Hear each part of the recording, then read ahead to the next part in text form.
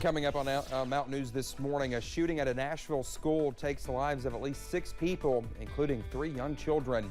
And Kentucky's laws regarding driving under the influence become more strict as the state tries to get impaired drivers off our roads. Dedicated to Eastern and Southern Kentucky, this is WYMT Mountain News this morning. 6:01 on your Tuesday. We are chugging right along. I'm Dakota Makris. Good morning to you. Let's head over to Cameron for a look at that forecast this morning. And Cameron, you over there sneezing. My nose is running. Allergies this morning. They're getting to me already. It's that time of year, right? And the pollen's just everywhere.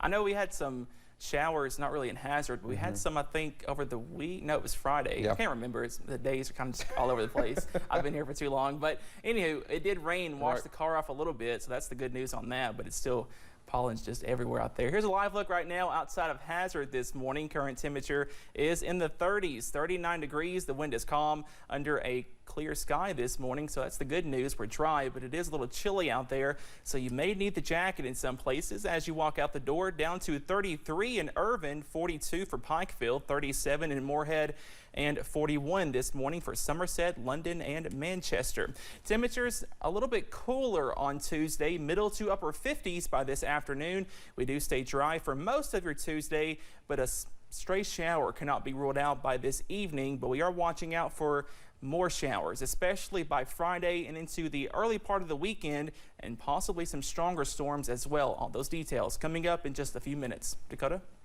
All right, Cameron, thank you. Tragedy in Nashville after a shooter opened fire on a school, killing 6 people. Police say 3 of the victims were 9-year-old children. The suspect has been identified as a former student, and police believe the attack was targeted. Christian Benavides is in Tennessee with more, and we want to warn you that some of these images in this report may be disturbing. A Nashville church held a prayer vigil last night to comfort a city in mourning after yesterday's deadly shooting at a Christian elementary school. I was hoping this day would never ever come here in this city. Newly released surveillance video shows the moments the suspect, identified as 28-year-old former student Audrey Hale, shot through the side doors and entered the Covenant School. Within minutes, law enforcement responded. Multiple victims down inside the school. Police say 2 officers pictured here shot and killed the suspect on the 2nd floor of the school. Even in a remarkably fast response, there was not enough time. Among the dead are 3 students, all just 9 years old, identified as Evelyn Dykehouse, Hallie Scruggs, and William Kinney. Also 3 adults, custodian Mike Hill, substitute teacher Cynthia Peak, and head of school Catherine Coons. I'm just so sad and heartbroken for the families that are impacted by this and their children. Police say that this was a planned and targeted attack and that the suspect had detailed maps drawn out of the school's surveillance and entry points. It's just heartbreaking to see it actually happen right here in our hometown. A growing makeshift memorial of teddy bears and flowers now sits outside of the school. Nashville's police chief said the suspect was armed with 3 weapons, an assault-style rifle, an assault-style pistol, and a handgun. Law enforcement believes 2 of the weapons were obtained legally. Christian Benavides, CBS News, Nashville. Police say they searched Hale's home where they found and seized a sawed-off shotgun, a second shotgun, and other evidence. Yesterday, President Joe Biden renewed his calls for an assault weapons ban and ordered flags at the White House to fly at half-staff to honor the victims. Well, the names of those officers who took down the suspect involved in the shooting were revealed. Officer Rex Engelbert and Officer Michael Calzo shot and killed 28-year-old Audrey Hale. Engelbert is a 4-year veteran, and Calzo has been with the department for 9 years. Police say Hale was shot on the 2nd floor in a common area of the Covenant School, where the suspect had been opening fire through a window. Lawmakers took a step just last week to help increase security measures at private schools. Well, the governor signed into law House Bill 540, which allows private and proctoral schools to enter agreements with local law enforcement to provide school resource officers. Grayson Passmore has more on how this new law will help keep schools safe. Especially when we have a highly trained individual in our schools to hopefully prevent that thing we dread the most, or that person we dread the most, from ever walking through the doors. Last year, the governor signed House Bill 63 that requires every school campus to have a school resource officer. And as of Friday, private and parochial schools will be able to do the same. We do it because it's the right thing, and we do it because we're parents. So I'm the parents of 2 middle schoolers that have had to go through different exercises and even a threat or two on their school. But I know that hardworking law enforcement officers have been there each and every time. We've learned from police the Covenant School in Nashville does not have a school resource officer. And it was just this school year that 2 Fayette County Sheriff's deputies became full-time SROs at Lexington Christian Academy. Partnerships Sheriff Kathy Witt says they'll be able to continue in more schools now. That protecting our children is number one. And I know sharing being a parent with you, I share being a grandparent with the mayor. We all want our children safe, and we want them safe in school. Bill's sponsor, Representative Killian Timoney, the Republican from Fayette County, helped create the 10-point safety plan in the Fayette County public school system. And it was very, very important that the one key facet to our work was the connectedness that we had with our skilled law enforcement officers in the community. And with the passage of this bill, that work can begin in private schools. In Lexington, Grayson Passmore, WKYT. The last school shooting in Kentucky was in 2018. A 15-year-old student opened fire at Marshall County High School, killing 2 and injuring 18. It was after this shooting that work began to require an SRO on every campus. Kentucky's driving under the influence laws are now more strict. House Bill 262 mandates that a person is guilty of vehicular homicide when they cause the death of another person operating a motor vehicle while under the influence of alcohol or drugs. It would be a Class B felony. The law also states that a person must be held for 6 hours instead of 4 when arrested for a DUI. Governor Andy Beshear is letting Senate Bill 5 take effect without his signature. The bill establishes a complaint process for parents who don't like certain teaching materials being used in schools, such as controversial books.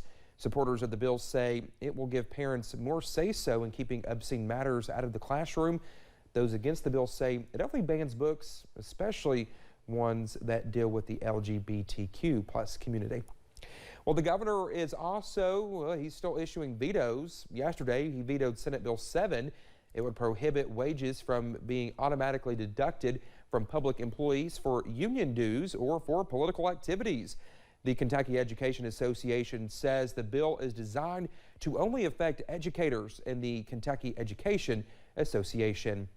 And speaking of the governor, he stopped by one eastern Kentucky county yesterday, signing 2 pieces of legislation and awarding more than $1 million in funding. Our Keaton Hall has more on his visit. 2 bills officially signed by Governor Andy Beshear on Monday. House Bill 157 effectively creates a statewide disaster response unit. Today is incredible to sign a bill on search and rescue and how we're going to do even better at the next disaster in a place impacted by the flooding. And the other, House Bill 488, transfers $20 million in Kentucky SAFE funds to the Rural Housing Trust Fund. To sign a bill that's going to unlock $20 million for housing and rebuilding of housing. This is an amazing community filled with amazing people. It's an honor to help support them. During his trip to the Cowan Community Center, the governor also presented more than $1.8 million in funding for the county, including $1.3 million towards clean water improvements and $444,000 from the Nonprofit Assistance Fund, including $100,000 for the Cowan Community Center. It gives us a bit of a safety net, allows us to take some chances and move forward with important work. Valerie Eisenhorn with the Cowan Community Center says she was inspired by the support she saw for Letcher County on Monday. We can accomplish so much, and so I felt that today. I felt power, and I felt joy and camaraderie and togetherness here. So that was the most impactful part. The governor also provided more than $30,000 to tourism initiatives in the county. In Letcher County, Keaton Hall, WYMT Mountain News. Well, the cities of Fleming, Neon, Jenkins, and Whitesburg all received funding for water system improvements. The majority of Kentucky counties saw a decline in voter registration in the last few years. A recent purge of voter rolls revealed 82 of the 120 counties in the state experienced a decline since January 2020. The voters were removed because they were inactive. More than 130,000 voters have been removed from the rolls. Close to 4,000 voters were added in February. Both Republican and Democratic parties declined by about 3%.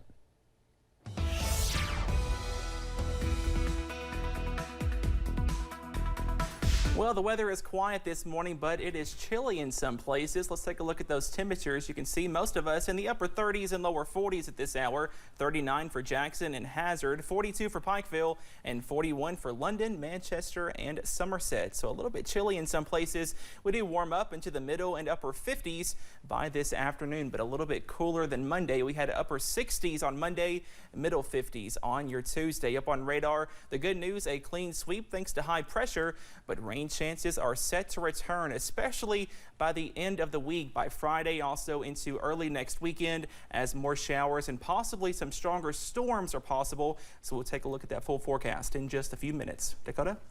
All right, Cameron, thank you so much. When we come back here on Mountain News this morning, President Joe Biden's student loan forgiveness program may face a new threat before the Supreme Court gets a chance to make a decision on it. Stay with us. We'll be right back.